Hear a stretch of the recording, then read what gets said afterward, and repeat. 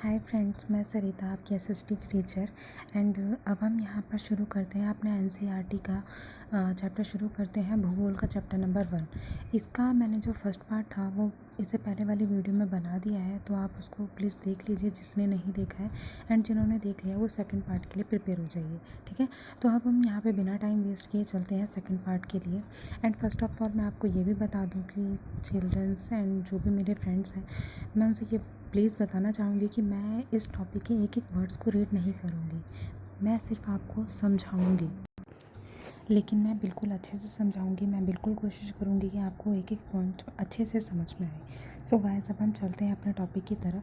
सो हमने यहाँ पे 3-4 पेजेस कंप्लीट कर लिए थे ऑलरेडी। यहाँ तक हमने कंप्लीट कर लिया था जो था ग्रह, ठीक है।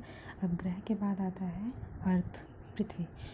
एक्चुअली पृथ्वी में होता क्या है? पृथ्वी में ये होता है कि जो पृथ्वी है वो सूर्य से, अगर हम 8 के 8 ग्रह की बात करते हैं, जो 8 ग्रह सूर्य के चारों ओर चक्कर लगाते रहते हैं, तो पृथ्वी थर्ड नंबर पे आती है, ठीक है। तो थर्ड नंबर पे पृथ्वी एक ऐसा ग्रह है जो थर्ड नंबर पे सूर्य का चक्कर लगाती है। एंड अब इसके आकार की बात करते हैं तो ये आकार में कैसी होती है? तो ये आकार में 5th नंबर पे आती है। मीन्स कि अगर हम बड़े आकार के ग्रहों की बात करते हैं तो ये 5th नंबर पे आती है। उसके बाद यहाँ पे हम थोड़ा सा कॉन्सेप्ट ये चेंज करेंगे कि हमने आज तक ये सुना होगा कि हमारी पृथ्वी गोल होती है, गोल होती है, लेकिन यहाँ पे कॉन्सेप्ट चेंज होगा और हमारी पृथ्वी अब गोल ना होके अब हमारी पृथ्वी का जो आकार होगा ना, जैसे आपने अंडा देखा होगा ना, अंडा गोल होता है बट थोड़ा सा लंबा होता है, ठीक। तो बिल्कुल वैसे अंडे के आकार की होती है ये पृथ्वी, और उसका जो ऊपर और नीचे वाला पोर्शन होता है थोड़ा सा चपटा होता है। और वही जो चपटा पोर्शन होता है, मीन्स कि अब ये जो पूरी आकृति बन गई गोल और ऊपर और नीचे से चपटा हुआ पोर्शन, तो ये पूरी आकृति ही हमारा भू आप कहलाती है। यहाँ पे आप फ्रेंड्स देख रहे होंगे ये वर्ड लिखा हुआ है भू आप, तो आप यहाँ पे पढ़ सकते हैं जो यही वाला पोर्शन है, ये जो पूरी आकृति है ये भू आप कहलाती है, ठीक है। तो अब हमने ये भू आप पढ़ लिया। इसके बाद आता है, हाँ, इसके बाद हम देखते हैं कि यहाँ पे आप यहाँ पे लास्ट लाइन पे देखेंगे कि जो हमारी पृथ्वी है वो सौर मंडल का सबसे अद्भुत ग्रह है। अब ये अद्भुत कैसे होती है? अद्भुत होती है, यहाँ पे एक क्वेश्चन पढ़ेंगे आप, ये नीले रंग की होती है पहली बात। इसके बाद यहाँ पे 2/3 पानी होता है हमारे अर्थ के अंदर, और इसीलिए हम इसको नीला ग्रह भी कहते हैं। तो मतलब आप समझ गए होंगे कि हमारी जो पृथ्वी है वो नीले रंग की दिखाई देती है। अगर हम आसमान से देखते हैं तो हमारी पृथ्वी नीले रंग की दिखाई देती है। नीले रंग की क्यों दिखती है? क्योंकि इसमें 2/3 पार्ट, मतलब कि 2/3 पार्ट हमारा पानी ही पानी है, तो फिर इसलिए नीला नीला दिखता है, और इसीलिए इसी खूबी के कारण हम इसको नीला ग्रह भी कहते हैं। सो फ्रेंड्स, आपको पृथ्वी क्लियर हो गया होगा आई होप। इसके बाद चलते हैं चंद्रमा के ऊपर। अब हम पढ़ेंगे चंद्रमा। चंद्रमा जैसे कि वो भी एक उपग्रह की तरह देखा जाता है चंद्रमा। और चंद्रमा किसका उपग्रह होता है? चंद्रमा पृथ्वी का उपग्रह होता है। अगर हम रात में देखते हैं चंद्रमा हमें सबसे ज़्यादा बड़ा दिखता है, लेकिन इसका मतलब ये नहीं है कि चंद्रमा बहुत बड़ा होता है। चंद्रमा हमें बड़ा इसलिए दिखाई देता है क्योंकि वो पृथ्वी से पास होता है, ठीक है। तो अब हम चंद्रमा की आकृति की बात करते हैं, तो जो चंद्रमा की आकृति होती है वो पृथ्वी का होती है। आप यहाँ पे एक लाइन देख सकते हैं, ये देखिए यहाँ पे 1/4 लिखा हुआ है। 1/4 भाग होता है पृथ्वी का, मतलब पृथ्वी जितनी बड़ी है उसका 1/4 पार्ट चंद्रमा होता है। अब इसकी जो मेन, हाँ, कितनी दूरी होती है, हम दूरी पढ़ेंगे तो दूरी होती है ये, आप यहाँ पे देख सकते हैं 3,84,400 किलोमीटर। इतनी दूर होता है चंद्रमा हमसे, इसलिए वो हमें थोड़ा बड़ा दिखता है। और जो अन्य तारे हैं वो हमें बहुत छोटे छोटे दिखते हैं क्योंकि चंद्रमा से भी बहुत दूर होते हैं। तो बहुत दूर होने के कारण वो हमें चीज़ें छोटी दिखती हैं, तो इसलिए वो हमें जो रात में तारे दिखाई देते हैं, जो दूसरे तारे होते हैं वो छोटे छोटे दिखते हैं, ठीक है। उसके बाद अब आते हैं, आप ये येलो वाले पोर्शन में पढ़ रहे होंगे, यहाँ पे ये नील आर्मस्ट्रॉन्ग के बारे में लिखा हुआ है। ये देखिए, ये बहुत इंपॉर्टेंट टॉपिक है। इसमें एक्चुअली है क्या, जो नील आर्मस्ट्रॉन्ग थे ये चंद्रमा पर पहली बार कदम रखने वाले पहले व्यक्ति थे, ठीक है। और इन्होंने ये कदम कब रखा है? तो ये कदम रखा उन्होंने 29 जुलाई 1969 को, ठीक है। बस इसमें ये इंपॉर्टेंट है, बट ये बहुत इंपॉर्टेंट है, 1 मार्क्स में बहुत पूछा जाता है। और कोई एंट्रेंस दे रहा है तो उसमें तो ये पक्का पक्का पूछा जाता है, बहुत ज़्यादा चांसेस होते हैं, तो इसको आप बिल्कुल याद रखिएगा। उसके बाद अब हम चलते हैं उपग्रह की तरफ। उपग्रह ये रहा।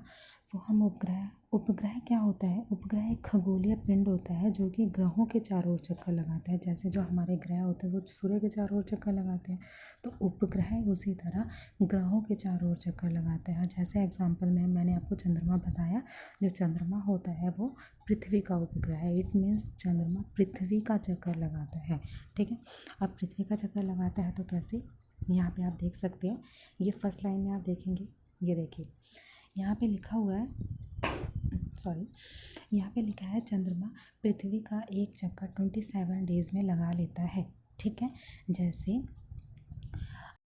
अब 27 डेज में वो एक महीने के अंदर वो चक्कर लगाता है। इसी वजह से जो अमावस्या पूर्णिमा वगैरह होती है ना, वो इसी वजह से होती है कि वो चक्कर लगाता है। पृथ्वी भी घूमती है, चंद्रमा भी घूमता है, फिर पृथ्वी खुद भी घूमती है और सूर्य के चारों ओर भी घूमती है। इसी तरह से चंद्रमा भी पृथ्वी के चारों ओर भी घूमता है और साथ साथ ही वो खुद भी घूमता है। लेकिन इससे बड़ा इंटरेस्टिंग पॉइंट ये है कि फिर भी चंद्रमा के चारों ओर घूमने के बाद भी वो उसका हमें सिर्फ फ्रंट वाला पोर्शन दिखता है, हमें बैक वाला पोर्शन नहीं दिखता है। और वो किस लिए होता है?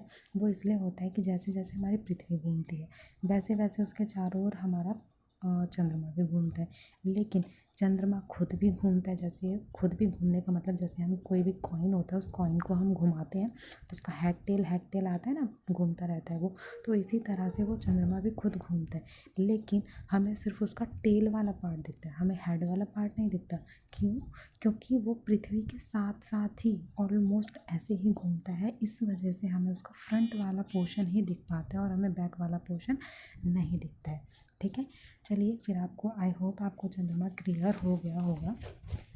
इसके बाद आप यहाँ पे नेक्स्ट टॉपिक देख सकते हैं, क्षुद्र ग्रह। क्षुद्र ग्रह क्या होता है? क्षुद्र ग्रह बेसिकली ये होता है जैसे कि हमारे ग्रह होते हैं और उपग्रह होते हैं, तारे वगैरह हो गए। तो यहाँ पे नेट बंद कर देते, उसके बाद काम करते हैं। तो तारे हो गए, ग्रह हो गया, उपग्रह हो गया, ये सब चीज़ें मैंने आपको बता दी। अब एक चौथा वर्ड आता है क्षुद्र ग्रह। क्षुद्र ग्रह बेसिकली क्या होता है? क्षुद्र ग्रह होता है बहुत सारे छोटे छोटे पिंड। मीन्स कि छोटे छोटे पिंडों के हिसाब से हम देखते हैं तो बहुत सारे छोटे छोटे जो पिंड होंगे ना, वो हमारे क्षुद्र ग्रह कहलाते हैं। यहाँ पे देख सकते हैं आप, असंख्य छोटे पिंड जो कि सूर्य के चारों ओर चक्कर लगाते हैं वो क्षुद्र ग्रह कहलाते हैं। सूर्य के चारों ओर चक्कर लगाने वाले बहुत सारे छोटे छोटे पिंड जो होते हैं वो ही हमारे क्षुद्र ग्रह होते हैं। बस इसमें इतना ही है, ज़्यादा कुछ नहीं है। उसके बाद हम पढ़ेंगे उल्कापिंड। उल्कापिंड क्या होता है? उल्कापिंड भी एक छोटे छोटे पत्थर होते हैं जो कि सूर्य के चारों ओर चक्कर लगाते हैं। जैसे क्षुद्र ग्रह पड़ा ना, ये छोटे छोटे पिंड होते हैं जो सूर्य के चारों ओर चक्कर लगाते हैं। उल्कापिंड छोटे छोटे पत्थर होते हैं जो कि सूर्य के चारों ओर चक्कर लगाते हैं, ठीक है। उसके बाद हम यहाँ पे देख सकते हैं आकाशगंगा। एक ही नेक्स्ट हेडिंग लिखी हुई है, आकाशगंगा। आकाशगंगा क्या होता है? आकाशगंगा होता है लाखों तारों का समूह।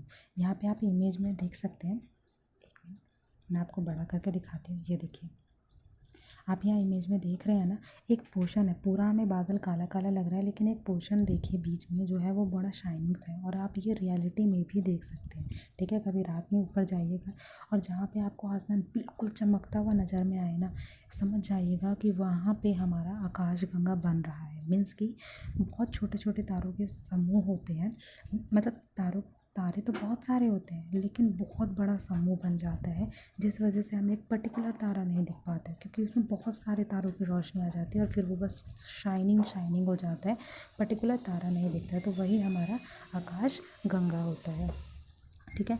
इसके बाद हम आगे आते हैं, यहाँ पे हम देखेंगे ब्रह्मांड। अब भाई ब्रह्मांड कैसे बनता है? तो ये ब्रह्मांड जो होता है वो बहुत सारे आकाश गंगाओं से मिलकर ब्रह्मांड बनता है। आकाश गंगा क्या होता है? बहुत सारे तारों का समूह होता है। ब्रह्मांड क्या होता है? बहुत सारे आकाश गंगा का समूह होता है। बस इसमें यही करना है। उसके बाद आप ये ब्लू वाले पोर्शन में देखिए, यहाँ पे एक लड़की बनी हुई है और गोल गोल से बहुत सारे सर्कल हैं, लेकिन ये सर्कल अलग अलग शेड में है। तो ये कुछ शो करते हैं, और वो शो क्या कर रहे हैं ये मैं आपको बता देती हूँ, जो इस बॉक्स में लिखा हुआ है।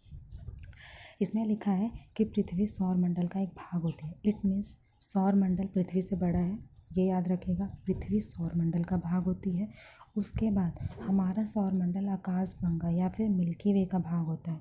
मीन्स कि सौर मंडल आकाश गंगा से छोटा है, ठीक। तो सौर मंडल जो है वो आकाश गंगा का पार्ट है। उसके बाद आकाश गंगा ब्रह्मांड का हिस्सा है। मीन्स कि ब्रह्मांड सबसे बड़ा, उससे छोटा आकाश गंगा, उससे छोटा सौर मंडल और उससे छोटी हो गई पृथ्वी। ठीक है फ्रेंड्स। सो अब ये चैप्टर हो गया कंप्लीट। आई होप आप सबको समझ में आ गया होगा, और कहीं मेरी थोड़ी बहुत मिस्टेक हुई तो उसके लिए आई एम सो सॉरी, क्योंकि मैंने अभी बिल्कुल वीडियोस बनाना शुरू किया तो थोड़ी बहुत मैं हिचक सकती हूँ, तो उसके लिए सो सॉरी। और अगर आपको कोई भी टॉपिक समझ में नहीं आता है तो प्लीज़ आप मेरे को कमेंट लिखिएगा, बिल्कुल कमेंट में लिखिएगा। कुछ पोर्शन आपको अच्छा लगा तो प्लीज़ वो भी बताइएगा, एंड आपको वीडियो पूरी अच्छी लगी तो और लगी यूज़फुल तो प्लीज़ इसको लाइक, सब्सक्राइब एंड शेयर भी करिएगा, एंड घंटा दबा दीजिएगा ताकि आपको जितनी भी मैं वीडियो बनाऊंगी इसके बाद, क्योंकि मैं पूरा का पूरा 6th class and up to 12th मैं पूरा कवर करने वाली हूँ, तो आपको स्टेप बाय स्टेप सारी चीज़ें मिलती चली जाएंगी अगर आपने बेल आइकन दबाया होगा तो। ठीक है। So friends, okay, bye bye, take care and good luck, and please like and subscribe ज़रूर करिएगा मेरे चैनल को।